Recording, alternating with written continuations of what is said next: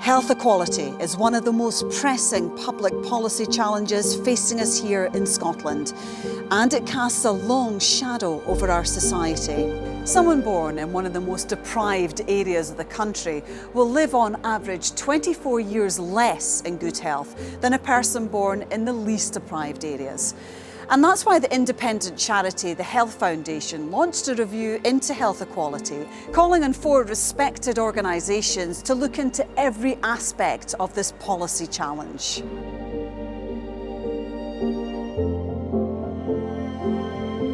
So our look at trends over the past 20 years have shown that the health inequalities that we see in Scotland today are not inevitable. So in the first decade of the 21st century, things were improving. And what's worrying is that recently those inequalities have started to widen. And particular groups that we're concerned about are those who live in the most deprived areas, young to middle-aged men and children and young people. And there's not a silver bullet for reducing inequalities, but the fact that it has happened, that we have seen narrowing during the first decade, shows that it is possible.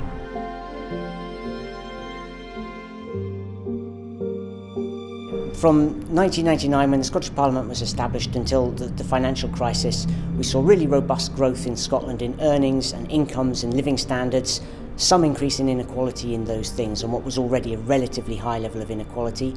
In that second decade after the financial crisis, what we saw, the really standout characteristic of the economy, was an unprecedented stagnation in earnings and living standards. Inequalities in those things didn't increase much more, but they stayed at that relatively high base.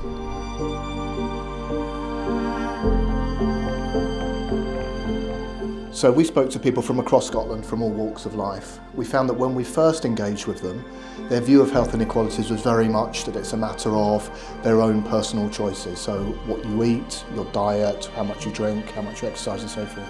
By the end, what we found that people were much more appreciative of the wider factors that contribute to health inequalities. So what your income is, the type of neighbourhood that you live in, the access that you have to a GP and so forth. So we found that people's views really changed throughout this period.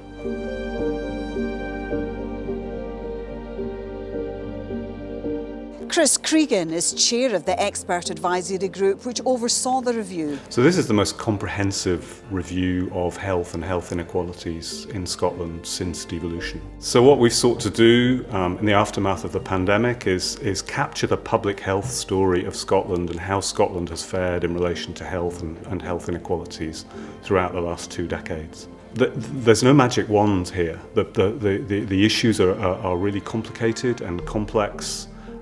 But we cannot allow them to be intractable. And what we hope the review will do is provide a critical, timely evidence base that Scotland can use and can build on to ensure that the policy intent that exists is actually realisable. This review can help policymakers build on the strong policy intent that we have in Scotland to reverse stubbornly high health inequalities and build a sustainable approach to tackling health and improving health outcomes in the future.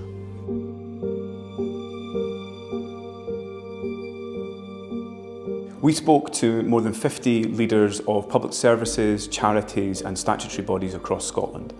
What we heard was a clear frustration about the persistent level of health inequalities in Scotland, driven primarily by poverty, inequality and insecurity in people's lives. We heard a clear desire for longer-term thinking and a bolder ambition in tackling health inequalities, an ambition that cuts across any one political or budgetary cycle.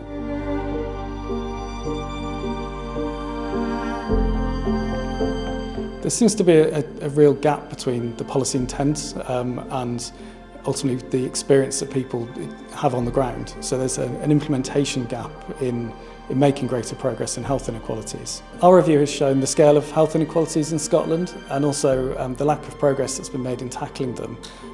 But it's also helped to show the solutions to making progress in future.